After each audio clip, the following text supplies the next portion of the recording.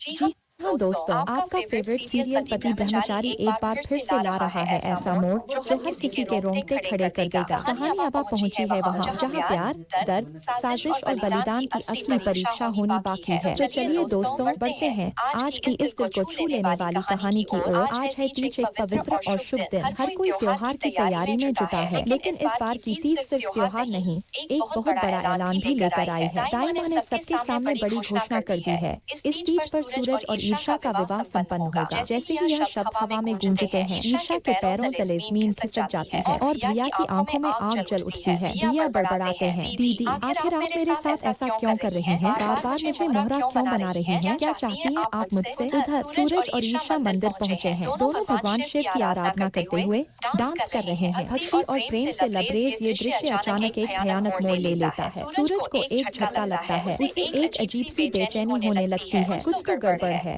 कहीं मेरे पिताजी मुसीबत में तो नहीं? तभी सूरज के फोन पर एक अनजान नंबर से कॉल आता है। दूसरी तरफ से डरावनी आवाज, अगर अपने पिताजी की जिंदगी प्यारी है तो मंदिर के गोदाम में आ जाओ अकेले। सूरज वहां पहुंचता है, चारों ओर सन्नाटा, दरवाजे जंग लगे और वातावरण यहीं से आवाज आ रही है, अंदर कोई है, ताला लगा है। सूरज बिना देर किए ताला तोड़ता है। दरवाजा खोलते ही उसके होश उड़ जाते हैं। कमरे में एक कोना और उस कोने में सूरज के पिताजी जख्मी हालत में पड़े हैं। उनके हाथ पांव रस्सियों से बंधे हुए हैं, कपड़े खून से लथपथ, चेहरा सूजा हुआ। सूरज चीख उठता है, पिताजी ये क्या हुआ? किसने किया ये सब?